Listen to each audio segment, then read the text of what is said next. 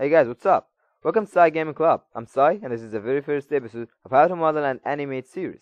Today we'll be learning some of the basic modeling techniques and how to navigate within the program itself, the main shortcuts, and most important, there will be a model to finish in each episode from start to finish. Now, starting with the program, I'll be using 2013 version of Autodesk 3D Studio Max. This is the normal user interface of the 3D Studio Max. You will start with 4 default viewboards: the top, the left, the front, and the perspective. All the viewboards are isometric, so there is no field of depth except for the perspective viewboard. You can maximize any viewboard by hitting the Maximize Viewboard toggle at the right bottom corner of the screen. And you can maximize it even more by pressing the Ctrl X on your keyboard. Now, to navigate in 3D Studio Max, you have 3 different ways. You can click and hold your middle wheel and start moving the mouse around to pan or to move around on the workspace. You can also click and hold the Alt key and the middle wheel of the mouse along with it and move the mouse around to look around in the workspace. And finally, you roll the mouse wheel up and down to zoom in and out. On your right side of the screen, there is the Command panel, where you can access most of the components of the program. The Command panel contains 6 tabs, starting with Create, Modify, Hierarchy, Motion, Display, and Utilities. You will be most likely using the Create and Modify tabs.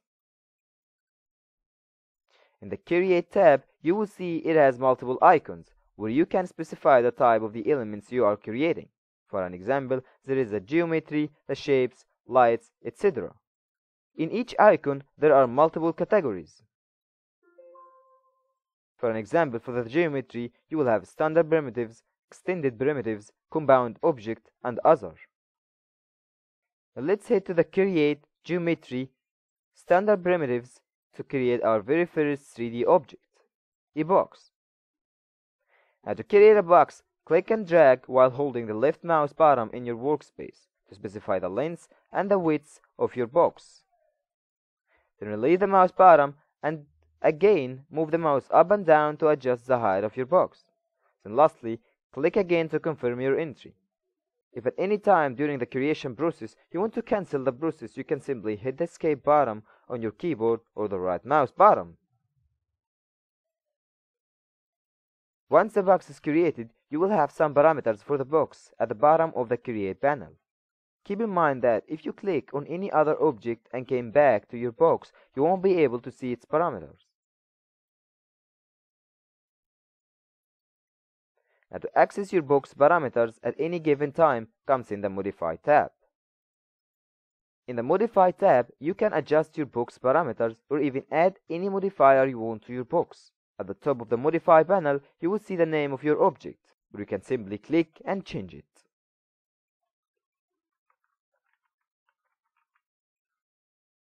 Also to the right of it, you can change its color.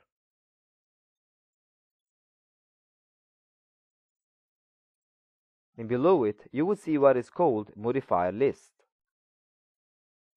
Now these are a list of all the modifiers you can add to your object. Now we will not be using much modifiers, but feel free to try each one of them on your own. Down from that, you will see what is called parameters.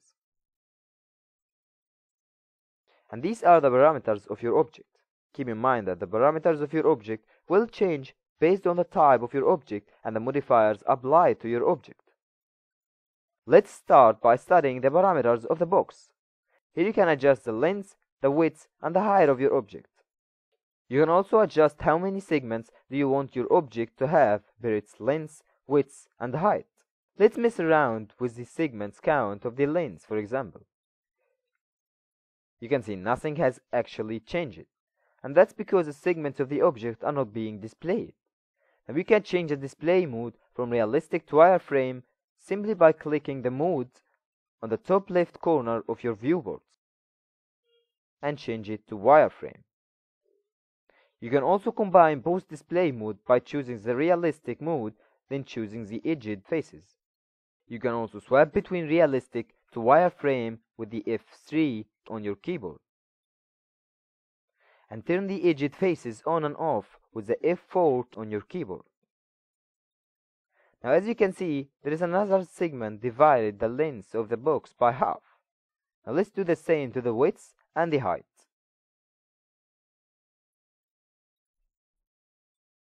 Now I would like to adjust the position of my box.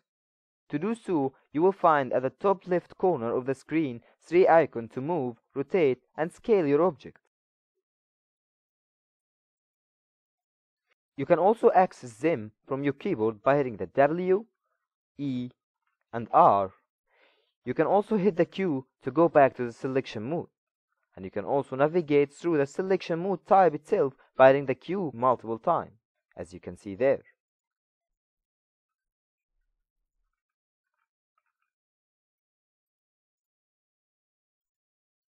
In the next episode, we will study what is called editable boolean, where you can apply deformation to your object and change it into a tree. I hope you guys have enjoyed this episode, and if you did, please hit the like button down below.